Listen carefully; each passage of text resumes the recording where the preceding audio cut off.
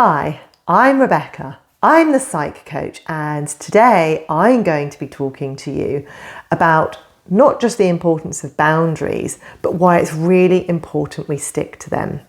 I'm sure you've watched other YouTube videos where I, or indeed other people, have spoken about the importance of boundaries and why you need them in relationships.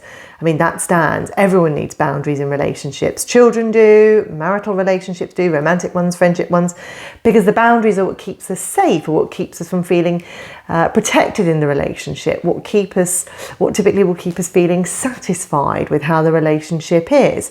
A relationship with no boundaries typically leads to a lot of resentment.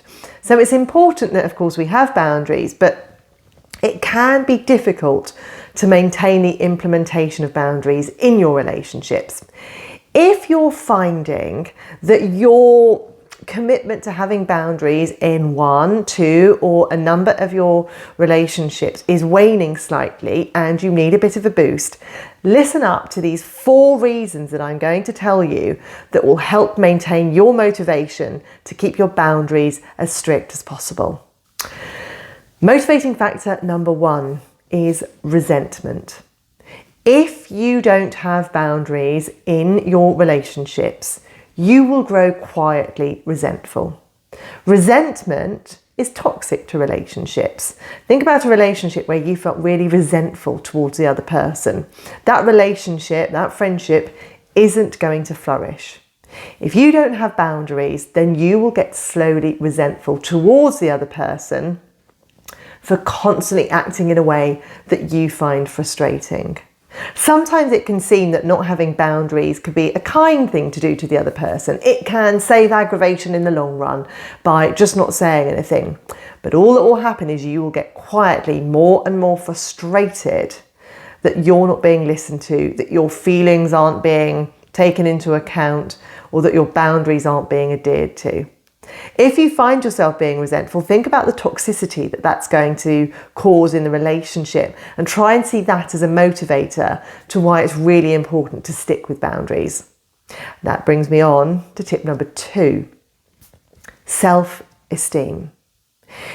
If you don't adhere to boundaries in your relationships, your professional life, friendships, then your self-esteem will suffer. Having boundaries is consistent with behaving in a confident way. People who are typically more confident, or indeed who have better self-esteem, will behave in a more boundaried way.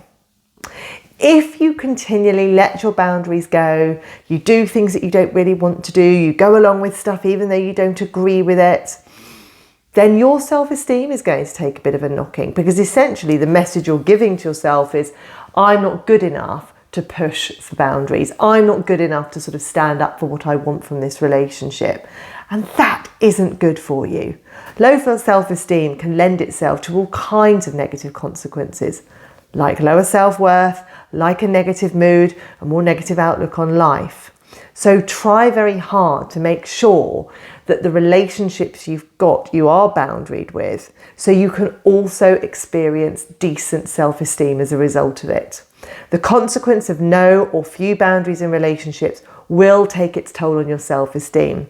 And self-esteem is a really horrid thing to be without or to watch deplete. So you can do something about that. Tip number 3 is modelling. What does modelling mean in the context of boundaries? Well, modelling is how we model ourselves to other people, how we behave to our children. You know, what sort of modelling do you do as a parent? What sort of modelling do you do in your profession? It's essentially the way you behave and how that may impact other people who are viewing you. If children are modelled healthier eating habits, they are likely to replicate that. What happens if you don't model healthy relationships?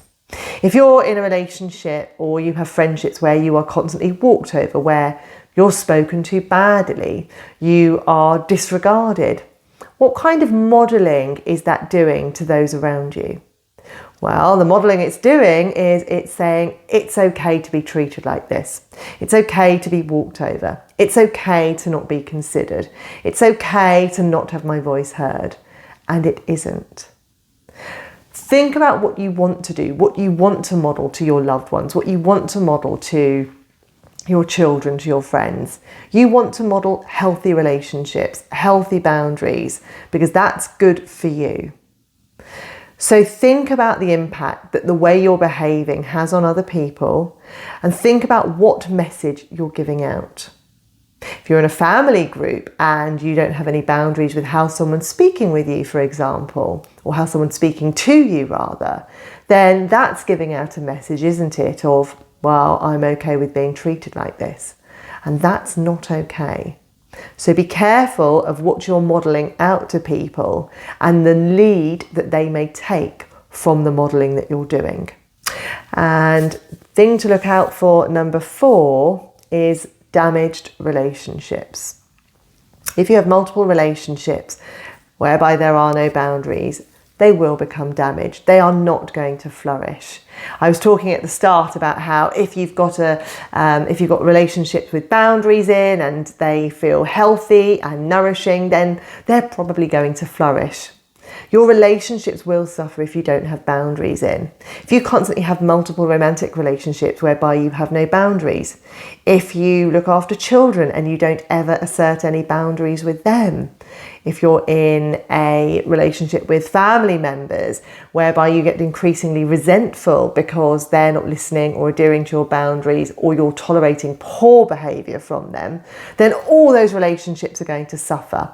They are not going to flourish. Now, some of those relationships you may not care about, fine, but do think about the impact it has on your self-esteem by not adhering to boundaries, your own boundaries. And think about what it will be like if actually you gave those relationships a chance to flourish more, a chance where your voice may be heard more, and if it's not, a chance for you to walk away and not engage in behaviour that you don't want to tolerate. You're giving your relationships, your friendships, your work relationships a chance by being more boundaried. And perhaps that can be a real motivator for you. Perhaps you want to date successfully and find a sort of a happily ever after partner. Then your relationship will be far better off if you have boundaries. So if you can practice that now, you're putting yourself in far better stead for meeting that person. So identify the suffering that comes with relationships when they don't have boundaries as a motivator for all the more reason why you need more boundaries.